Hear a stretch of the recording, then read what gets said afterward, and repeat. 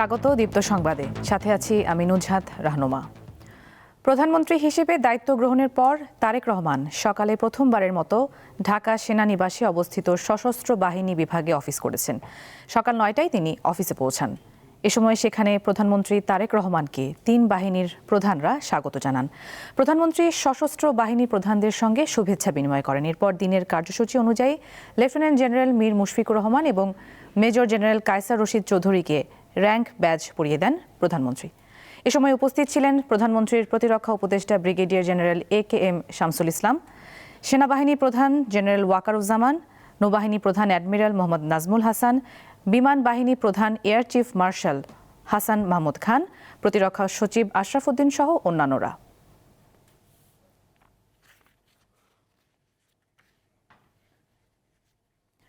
আন্তর্জাতিক অপরাধ ট্রাইব্যুনালের চিফ প্রসিকিউটরের পদ থেকে সরিয়ে দেওয়া হয়েছে তাজুল ইসলামকে।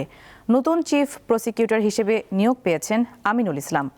সোমবার এ বিষয়ে প্রজ্ঞাপন জারি করে আইন মন্ত্রণালয়। আমিনুল ইসলাম বিএনপির চেয়ারপারসন খালেদা জিয়ার আইনজীবী হিসেবে দীর্ঘদিন দায়িত্ব পালন করেন। বিডিআর হত্যাকাণ্ডে আসামিপক্ষের আইনজীবী হিসেবেও পরিচিতি অর্জন করেন তিনি। জুলাই আন্দোলনে সারা দেশে মানবতা বিরোধী অপরাধ ও আওয়ামী লীগের আমলে গুম খুনের বিচারের জন্য 2024 সালের 5 সেপ্টেম্বর প্রধান প্রসিকিউটর হিসেবে তাজুল ইসলামকে নিয়োগ দেয় আইন মন্ত্রণালয়।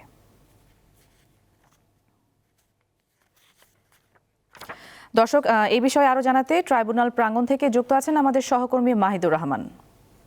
মাহিদুর, নতুন ও বিদায় নেওয়া চিফ প্রসিকিউটরের কোনো প্রতিক্রিয়া আপনি জানতে পেরেছেন কিনা জানাবেন।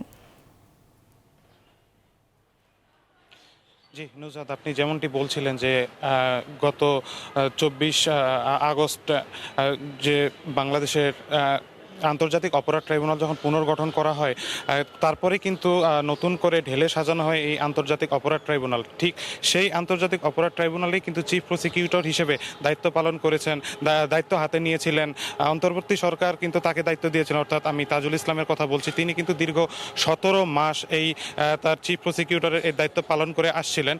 তারপরে কিন্তু যখন বাংলাদেশের ত্রয়োদশ জাতীয় সংসদ নির্বাচনে বিএনপি সংখ্যাগরিষ্ঠতা লাভ করে সরকার গঠন করলো, এই সরকার গঠনের পরে কিন্তু প্রথম কোনো এই আইন বিভাগের প্রথম কোনো পরিবর্তন আসলো এই চিফ প্রসিকিউটরকে পরিবর্তনের মাধ্যমে, অর্থাৎ আমিনুল ইসলামকে এখন নতুন করে প্রজ্ঞাপন জারি করে চিফ প্রসিকিউটরের দায়িত্ব আজকে থেকে হস্তান্তর করা হয়েছে। এটি আজকে আইন মন্ত্রণালয় থেকে একটি প্রজ্ঞাপনের মাধ্যমে কিন্তু এটি জানানো হয়েছে। আমরা যতটুকু জানতে পেরেছি যে চিফ প্রসিকিউটরের পরে বাকি প্যানেলের যে প্রসিকিউটররা আছে তারা আসলে থাকবেন কি থাকবেন না এ ব্যাপারে এখনো পর্যন্ত আমরা কোনো ধরনের তথ্য পাই নাই। তবে আমরা কোনো ধরনের প্রতিক্রিয়াও কিন্তু এখনো পর্যন্ত কারণ মাধ্যমে জানতে পারি না। আমরা কিন্তু শুধুমাত্র দেখেছি যে সাবেক চিফ প্রসিকিউটর তাজুল ইসলাম তিনি কিন্তু এই মুহূর্তে আন্তর্জাতিক অপরাধ ট্রাইব্যুনালে আছেন। কিন্তু যে এইখানে যে দুইটি আদালত রয়েছে, অর্থাৎ আন্তর্জাতিক অপরাধ ট্রাইব্যুনাল 1 এবং 2, দুইটিতে কিন্তু আজকের যে বিচার কার্যক্রম, এই বিচার কার্যক্রমগুলি কিন্তু এই মুহূর্তে চলমান রয়েছে। অর্থাৎ আজকে যে জেআইসি সেলের মামলা, সেনাবাহিনীর মামলা, জিয়াউল আহসানের মামলা, সেগুলি কিন্তু চলমান রয়েছে। আমিনুল ইসলাম সম্পর্কে আমি যদি একটু আপনাকে বলে, আপনি যেমনটি বলছিলেন যে আমিনুল ইসলাম কিন্তু প্রয়াত প্রধানমন্ত্রী খালেদা জিয়া কিন্তু দীর্ঘদিনের তার বিচার কার্যক্রম চালিয়েছেন এবং তিনি কিন্তু হবিগঞ্জের একজন মানুষ। তিনি 1993 সালে কিন্তু তার আইনজীবী হিসেবে তিনি তার কাজ শুরু করেন এবং 2021 সালে কিন্তু তিনি সুপ্রিম কোর্টের আইনজীবী হিসেবে নিয়োগ পান। তিনি কিন্তু বিএনপির যে আইনজীবী ফোরাম আছে, বিএনপির আইনজীবী ফোরামের কিন্তু একসময় সহসভাপতি ছিলেন। তো তাকেই কিন্তু এখন নতুনভাবে এই কার্যক্রমের জন্য নতুন করে দায়িত্ব দেওয়া হয়েছে। তবে এখনো পর্যন্ত আমরা কারো কাছ থেকে কোনো ধরনের প্রতিক্রিয়া বা ব্রিফিং পাই নাই। এরপর যখন ব্রিফিং হবে আমি আপনার মাধ্যমে পরবর্তী প্রতিক্রিয়া জানিয়ে দেওয়ার চেষ্টা করব। নুজহাত, এই ছিল আমার কাছে আন্তর্জাতিক অপরাধ ট্রাইব্যুনাল থেকে সর্বশেষ তথ্য। দর্শক, ট্রাইব্যুনাল প্রাঙ্গণ থেকে যুক্ত ছিলেন সহকর্মী মাহিদুর রহমান। ঢাকা উত্তর ও দক্ষিণ সহ 6টি সিটি কর্পোরেশনে পূর্ণকালীন প্রশাসক নিয়োগ দিয়ে প্রজ্ঞাপন জারি করেছে সরকার। স্থানীয় সরকার, পল্লী উন্নয়ন ও সমবায় মন্ত্রণালয়ের স্থানীয় সরকার বিভাগ থেকে রোববার এ বিষয়ে প্রজ্ঞাপন জারি করা হয়। এর মধ্যে ঢাকা উত্তর সিটি কর্পোরেশন ডিএনসিসির প্রশাসক হিসেবে নিয়োগ পেয়েছেন শফিকুল ইসলাম খান। ঢাকা দক্ষিণ সিটি কর্পোরেশন ডিএসসিসির প্রশাসক হিসেবে আব্দুস সালামকে নিয়োগ দেওয়া হয়েছে। এছাড়া খুলনা সিটি কর্পোরেশনের প্রশাসক হিসেবে নিয়োগ পেয়েছেন নজরুল ইসলাম মঞ্জু, সিলেট সিটি কর্পোরেশনে আব্দুল কাইয়ুম চৌধুরী, নারায়ণগঞ্জ সিটি কর্পোরেশনে শাখাওয়াত হোসেন খান এবং শওকত হোসেন সরকারকে গাজীপুর সিটি কর্পোরেশনের প্রশাসক হিসেবে নিয়োগ করা হয়েছে। জনস্বার্থে জারি করা এ আদেশ অবিলম্বে কার্যকর হবে বলেও প্রজ্ঞাপনে উল্লেখ রয়েছে।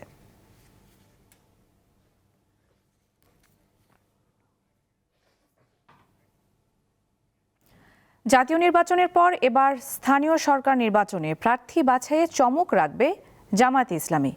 সেই লক্ষ্যে অভিজ্ঞ এবং জনপ্রিয় ব্যক্তিদের সামনে রেখে মাঠ গোছাচ্ছে দলটি। এছাড়া সংসদের প্রথম অধিবেশনের আগেই বিরোধী দল হিসেবে সংরক্ষিত নারী আসনের চূড়ান্ত তালিকা প্রকাশ করা হবে বলে জানিয়েছেন দলটির সহকারী সেক্রেটারি জেনারেল এহসানুল মাহবুব জুবায়ের। রাজনৈতিক পট পরিবর্তনের পরে দেশের স্থানীয় সরকার প্রতিষ্ঠানগুলো এখন কার্যত চালাচ্ছেন আমলারা। সিটি কর্পোরেশন, পৌরসভা, জেলা ও উপজেলা পরিষদের মেয়র ও চেয়ারম্যানদের অপসারণ করে তাদের জায়গায় বসানো হয়েছে প্রশাসক। কাউন্সিলর অফিস থেকে নাগরিক সেবার কার্যক্রম সরিয়ে নেওয়া হয়েছে আঞ্চলিক অফিসগুলোতে। এই রদবদলে অনেকটাই স্থবির বিভিন্ন নাগরিক সেবা, থমকে গেছে উন্নয়ন কাজও। এমন পরিস্থিতিতে সফলভাবে সম্পূর্ণ হয়েছে জাতীয় সংসদ নির্বাচন। তাই স্বাভাবিকভাবেই এখন আলোচনায় স্থানীয় সরকার নির্বাচন প্রসঙ্গ। সরকার দ্রুত সময়ের মধ্যে স্থানীয় সরকার নির্বাচন অনুষ্ঠানের ইঙ্গিত দেয়ায় নড়েচড়ে বসেছে সংসদের প্রধান বিরোধী দল বাংলাদেশ জামায়াতে ইসলামী। এ নিয়ে কাজও শুরু করেছে তারা। সাংগঠনিকভাবে যাদের একটা জনপ্রিয়তার বিষয় আছে, আর পাশাপাশি মাঠ পর্যায়ে আমরা দেখছি যে কাকে দিলে তিনি সেখানে ভালো প্রতিদ্বন্দ্বিতা করতে পারবেন। এই দুটো বিষয়কে সামনে রেখে আমাদের প্রস্তুতি আমরা নিচ্ছি এবং এটা হয়তো সিটি কর্পোরেশনগুলো আমরা হয়ে যাবে আগামী এই মাসের মধ্যেই আমরা একটা রেজাল্ট পাবো। আমাদের ফলাফলটা চলে আসবে কাকে আমরা দিলে ভালো হবে। আর বাকি যেগুলো আছে উপজেলা বা পৌরসভা ইত্যাদি ইত্যাদি, এগুলোতে একটু সময় লাগবে। এটা মার্চ মাসের হয়তো প্রথম সপ্তাহে বা দ্বিতীয় সপ্তাহের মধ্যে ফাইনাল হবে। সংসদের সংরক্ষিত নারী আসনের বিষয়ে কি ভাবছে জামায়াত, এমন প্রশ্নের জবাবে তিনি বলেন, সংসদের প্রথম অধিবেশনের আগেই সংরক্ষিত নারী আসনের প্রার্থী চূড়ান্ত করবে জামায়াত। মহিলা আসনটা এখন আমরা আলোচনা করি নাই, যেহেতু সামনে অধিবেশন আছে 12 তারিখ, তো এর মধ্যে আমরা বসে এই বিষয়টা ফাইনাল করে নেব। তিনি জানান, ত্রয়োদশ জাতীয় সংসদ নির্বাচনের অভিজ্ঞতাকে কাজে লাগিয়ে এবার স্থানীয় সরকার কাঠামোতে নিজেদের জনপ্রিয়তার শীর্ষে ধরে রাখতে চায় জামায়াতে ইসলামী। নূর আলম, দীপ্ত সংবাদ, ঢাকা। চট্টগ্রামের হালি শহরের একটি বাসায় জমে থাকা গ্যাস বিস্ফোরণে শিশুসহ অন্তত 7 জন দগ্ধ হয়েছেন। সোমবার ভোর রাতে 5টার দিকে হালি শহরের এইচ ব্লকের হালিমা মঞ্জিল নামে এক ভবনে এই ঘটনা ঘটে। ফায়ার সার্ভিস জানায় 6তলা ভবনটির 3য় তলায় একটি বাসায় জমে থাকা গ্যাস থেকে বিস্ফোরণ ঘটে। এতে পুরো বাসায় আগুন ছড়িয়ে পড়ে এবং ঘরে থাকা শিশুসহ 7 জন দগ্ধ হয়। ফায়ার সার্ভিস ঘটনাস্থলে পৌঁছার আগেই স্থানীয়রা আগুনে দগ্ধদের উদ্ধার করে চট্টগ্রাম মেডিকেলে নিয়ে যায়।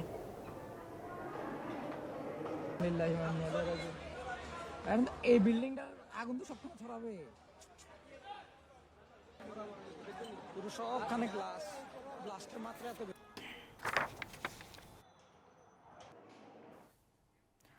নড়াইল সদর উপজেলায় আধিপত্য বিস্তারের জেরে দুই পক্ষের পাল্টাপাল্টি হামলায় বাবা ছেলে সহ অন্তত 4 জন নিহত হয়েছেন।